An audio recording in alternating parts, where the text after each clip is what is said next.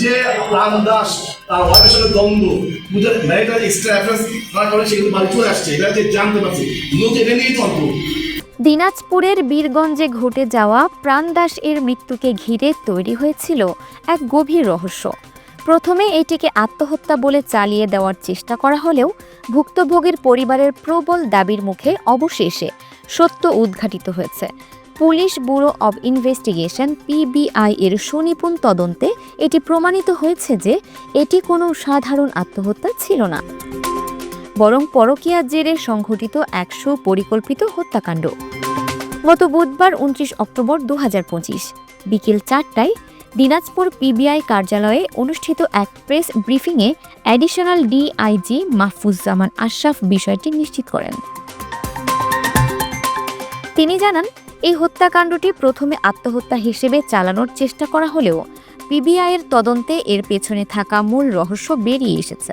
নিহত প্রাণদাসের মা সারথী রানী দাস, যিনি একজন হতদরিদ্র দিনমজুর, তার ছেলের মৃত্যুকে শুরু থেকেই হত্যা বলে অভিযোগ করে আসছিলেন। বারবার থানায় গিয়েও কোনো সঠিক তদন্ত না পাওয়ায় তিনি শেষ পর্যন্ত পিবিআই দিনাজপুরের কাছে আবেদন করেন। তার সেই আবেদন আমলে নিয়ে পিবিআই তদন্ত শুরু করে এবং গত ২০ অক্টোবর ২০২৫ তারিখে বীরগঞ্জ থানায় ৩০২-এর ৩৪ দণ্ডবিধি অনুযায়ী একটি মামলা দায়ের করা হয়। এই মামলাটি ছিল একজন অসহায় মায়ের ন্যায় বিচারের জন্য এক দীর্ঘ সংগ্রামের সূচনা। পিবিআইয়ের তদন্তে উঠে আসে এই নৃশংস হত্যাকাণ্ডের সঙ্গে জড়িত ৪ জন ব্যক্তি। তারা হলেন নিহত প্রাণদাসের শ্বশুর নৃপেন্দ্রনাথ রায়, শাশুড়ি জ্যোৎস্না রানী, স্ত্রী পূজা রানী দাস এবং ভাইরা দীপু রায়। এই ৪ জন মিলে এই হত্যাকাণ্ডটি সংঘটিত করেন এবং ঘটনাটিকে আত্মহত্যা বলে চালিয়ে দেওয়ার চেষ্টা করেন। হত্যাকাণ্ডের পর শাশুড়ি জ্যোৎস্না রানী নিজেই প্রথমে থানায় গিয়ে ইঁদুর মারার বিষ খেয়ে আত্মহত্যা বলে এটিকে অপমৃত্যু মামলা দায়ের করেন।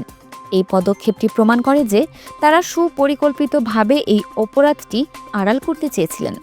তবে পিবিআই দিনাজপুরের এসআই মোহাম্মদ মেহেদী হাসানের নেতৃত্বে পরিচালিত ছায়া তদন্তে এই সাজানো ঘটনার আড়ালে থাকা আসল সত্যটি বেরিয়ে আসে। তদন্তের পর গত ২০ অক্টোবর রাতে এই ৪ আসামিকে বীরগঞ্জ উপজেলার ডাকেশ্বরী গ্রাম থেকে গ্রেফতার করা হয়। এই গ্রেপ্তার ছিল ন্যায় বিচারের পথে একটি বড় পদক্ষেপ। আদালতের অনুমতিক্রমে জিজ্ঞাসাবাদে আসামি দীপু রায় এবং পূজা রানী দাস হত্যার কথা স্বীকার করেন। দীপু রায়ের জবানবন্দি অনুযায়ী পূজা রানীর পরকীয়া সম্পর্কের জেরে পারিবারিক কলহ থেকে প্রাণদাসকে হত্যা করা হয়। এই পরকীয়া সম্পর্কটি ছিল এই হত্যাকাণ্ডের মূল মোটিভ। পরে দীপু রায়ের ঘর থেকে হত্যায় ব্যবহৃত ইট তৈরির ফার্মা ও খাট জব্দ করে পুলিশ। এই আলামতগুলো প্রমাণ করে যে এই হত্যাকাণ্ডটি ছিল সুনিপুণভাবে সাজানো। তদন্তের নেতৃত্ব দেওয়া পিবিআই দিনাজপুরের অ্যাডিশনাল ডিআইজি মোহাম্মদ মাহফুজ্জামান আশরাফ বলেন, পিবিআই সবসময় গুরুত্বপূর্ণ মামলার সঠিক ও নিরপেক্ষ তদন্তে কাজ করে আসছে।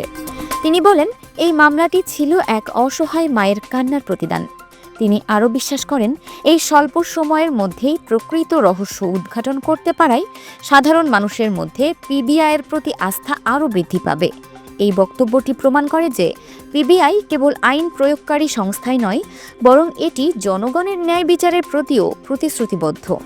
এই ঘটনাটি দেশের আইন শৃঙ্খলা এবং বিচার ব্যবস্থার জন্য একটি গুরুত্বপূর্ণ বার্তা বহন করে। Multimedia desk, Dinajpur TV.